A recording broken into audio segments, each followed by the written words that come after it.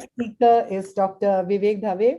He's a senior consultant ophthalmologist for vitreoretinal diseases at LVPI, Hyderabad. And after accruing a great academic career and the best of places and a great surgical exposure, I would say he's a shining star at LVPI with his innumerable awards and accolades. Of course, it goes without saying he has a great surgical skill with a very pleasing persona, I'm told. Looking forward to hearing from you, your pearls, doctor, on the management of post-traumatic retinal detachment. Thank you, Dr. Chitra, for that flattering introduction. Thank you, the ARC committee and Dr. Chitra again for giving me this opportunity. I'll share my screen, kindly to confirm if my screen is visible to everyone. Yes, yes. All right. So I will be speaking on the management of post-traumatic retinal detachment. I have no conflicts of interest, and I will restrict my presentation to 4 cases, 4 videos, and 8 take-home points. So we'll go to case 1. This was a 59-year-old male, sudden onset loss of vision in the right eye since 10 days. There was a history of scuffle and blunt injury to the right eye a month ago. Presenting vision was 2200, and the presenting intraocular pressure was 4 millimeters of mercury. So what we saw here, as can be seen in the fundus photograph, we see this giant retinal tear with the tear extending across 4 to 5 clocars. We see all the edge of the giant retinal tear, which was everted with the bare retinal pigment epithelium below, and a shallow retinal detachment on the posterior pole. While these are the features of a lot of GRTs that we otherwise see too, what was also important in this case were these large brownish mounds that we are seeing. So we had this GRT with an associated choroidal detachment. A B scan, which was done to sort of look at the configuration of the choroidal detachments, showed them to be non-hemorrhagic, and this actually confirmed what was seen clinically. So this patient was taken up for repair surgery. As we see here, the infusion cannula is in the suprachoroidal space. So this had to be cut open, and using the cutter, after this was cut open, the vitrectomy was ensued. After having cleared out the core vitreous, here again we see the prominent choroidal mound. Now, if you keep observing here, what we have done actually is we have taken a 26 gauge needle on the surface of the sclera and have punctured. So you can see that the choroidal mound is slowly going back. If you look at the needle, you will see all this straw-colored fluid which is accumulating in the needle hub. So this is important to push the choroidal detachment back, because if one continues the surgery without settling this mound, in the post-op, when it settles naturally, you are likely to have a silicone oil underfill, which can cause the break to be unsupported, and the retina can be detached. So after having done that with PFCL, the rest of the retina was attached. The PFCL air exchange was done after endolaser, and silicone oil injection was done to achieve flattening of the retina. So this is this is what the retina looked like 1 week down the line, and this is what we were left with at a follow-up of 6 weeks, with IOP rising back to 16 millimeters and the vision coming to 20/40. So what take-home learnings we get from this case? Expect concurrent choroidal detachment in a giant retinal tear, because there's a lot of bare RP. Across that RP, a lot of fluid of the eye goes across and causes a hypotony, which can cause a choroidal detachment to come in. Once you have this sort of a condition, you are likely to have the cannula either go subretinal or in the suprachoroidal space. So that has to be looked out for very diligently before starting the infusion of, so that you do not have progression of the progression of the choroidal detachments. Significant choroidal detachments that are present can be and ideally should be drained externally to ensure that you have a complete or near complete flattening of the choroids in the preoperative phase itself, so that it allows for a better surgical outcome. We go to the second case. This was a 53-year-old male, sudden onset vision loss in the left eye since 8 days. Road traffic accident 8 days ago, and was diagnosed as orbital fracture in the left eye. Presenting IOP was 0 and the vision was PL-PR. So though there was an orbital fracture, because the vision was affected, the patient was first referred to us for a vision restoration surgery if possible. So this is what the patient looked like. You can see that the eyeball is looking sunken, and though not very clear in this external photograph, there is a pupil which was mediatically dilated, and there was vitreous hemorrhage which did not allow the visualization of the retina. B scan, when done, confirmed an underlying retinal detachment. And another additional finding which was there, which is often seen in post-trauma cases, was were these dense echos in the subretinal space suggestive of subretinal hemorrhage. So this patient was taken up for surgery after having done a pars plana lensectomy and clearance of the hemorrhagic dense vitreous. We saw inside the retina was thrown into folds because of slight distortion of the eyeball due to the underlying orbital fractures. Once we cleared the vitreous hemorrhage, we could see there were streaks of subretinal hemorrhage which were present in the subretinal space.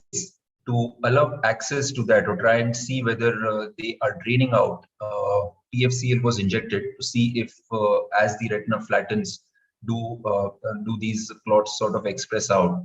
But they seem to be adherent to the subretinal space, hence they did not show any movement. Thus, a peripheral retinectomy was done after using diathermy. And when we fold the retina here, you can see a sheet-like clot which is present in the subretinal space. So this clot was dislodged with the help of the cutter and the endoeliminator being the second instrument. And the entire clot was then removed and cleared out. So once this clot was cleared, the retina was settling back into its position relatively well. After having done that, as a routine procedure, endolaser was done, followed by fluid exchange, and followed by PFC-layer exchange, and finally followed by silicone oil injection. So this patient from PLPR, what seemed to be a gone case, did have an attached retina, and this is what the patient looked like 3 months down the line, silicone oil in situ, and finger countings at 4 meter is what we achieved. So what we learned out of this was that the RDs with the badly traumatized globes can have subretinal hemorrhage. USG can be the ideal investigation to help us diagnose this. And limited or a total retinectomy can allow for a clot clearance. And this may have a visual benefit in a small subset of cases. Going to case 3, a 23-year-old male, a stratus post tail repair in the left eye and elsewhere, referred for management of the loss of vision. Presenting vision was counting fingers close to face. So there was again no view of the retina. We could see vitreous hemorrhage, and the B scan showed echos which were highly echogenic. They were attached to the optic nerve, and there were a lot of after movements. These are classical findings which tell you that there is a possible, probable retinal detachment inside. So we go ahead and we operate, but as we clear the vitreous hemorrhage, what do we see? We see that the vitreous hemorrhage is clearing off well. There is attached retina which is visible below the vitreous hemorrhage. So here we had this B scan, we had this clinical setup which told us that there is a possible retinal detachment, but when the vitreous hemorrhage was cleared, the retina was attached. Having said that, as in any trauma case, you should examine the periphery well, and when we examine the peripheral area, corresponding to the area where the scleral tear was present, we see this irregular retinal tear. So very important to pick this up and deal with it at an appropriate stage before it actually culminates into a retinal detachment at a later stage. So this case tells us that a B scan can be a false positive for retinal detachment in a case of trauma with vitreous hemorrhage, or for that matter with endophthalmitis. Early intervention for vitreous clearance in such cases allows for an objective assessment of the retinal position, and also allows us to pick up any breaks if there are before a retinal detachment actually ensues. And this can make a hell of a difference in the overall prognosis in such cases. Coming to my last case, a 25-year-old male, history of repaired corneal tear with a retained intraocular foreign body, again referred to us for further management. History was clear cut that he got injured by a wooden stick, and possibly the stick was retained inside the eye. and there was an associated retinal detachment. Sorry for the spell check. This is what the eye looked like at presentation. We could see that the corneal tear was well repaired, but there was a lot of corneal edema. Now, retinal detachment retained wooden foreign body, view which is not really amenable to do a classical intervention of vitreous surgery. So what do? If you wait, this edema will eventually resolve, but you may run the risk of getting a fungal endophthalmitis with a wooden foreign body inside. Another way is you do a temporary keratoprosthesis, deal with the detachment and the foreign body, but then you are making this patient a post-peak patient for life at a young age. So you have 1 So minute. we went ahead we went ahead and did what we commonly do in such cases, that is an endoscopic approach. This is what the classical view was. We were really not getting any purchase via the classical biome illumination. But when we take an endoscope and go inside, this is what we see. We can see that the retina is visible. We can see the foreign body, which is visible, and we can see the associated retinal detachment clearly. So endoscopy here helps us overcome the corneal opacity that was there, deal with the vitreous, help us access the wooden foreign body, remove it, and then once it is removed, help us deal with the retinal detachment. All this while, even when the cornea is opaque, and thus giving the patient's native cornea a chance to clear itself. So what we learned from this case is retained foreign bodies can have associated retinal detachments, and this poses a very extreme challenge for the VR surgeon. Post-trauma detachments with wooden foreign bodies ideally should not be deferred till corneal clearance is achieved. Hence, in such cases, an endoscopic approach will help us prevent this time loss and manage these cases at an appropriate time frame. So thank you everyone for your kind attention, and I'll be happy to take questions if any. Thanks for your great pearls, Dr. Vivek. I think very important pearls were said. Srinivas, do you have a question to ask? Because we should move on to the next. Nice talk, Dr. Vivek. But certainly the last point, of course, the rest of the points, definitely everybody agree with that. But not many vitreoretinal surgeons actually have the endoscopic approach, vitrectomy available. So I think in these cases, the serial monitoring can also play a role instead of definitely jumping in for having a temporary keratoprosthesis, because these are the corneal edemas which usually resolve in 3 to 4 days.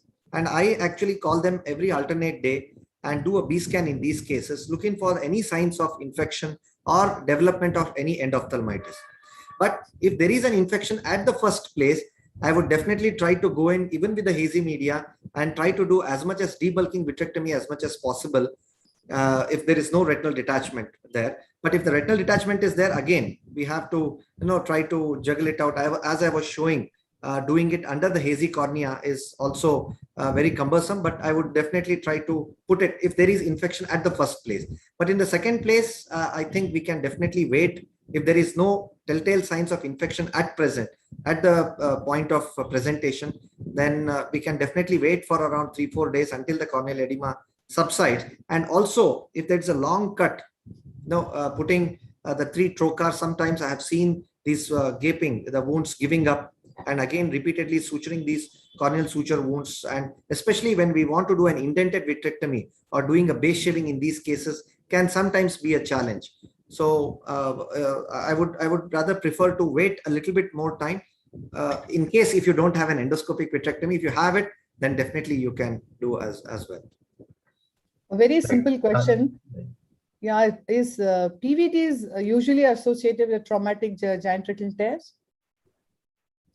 So giant retinal tear by definition would have a PVD irrespective of whether it is in relation to trauma or in relation to say high myopia or something like that.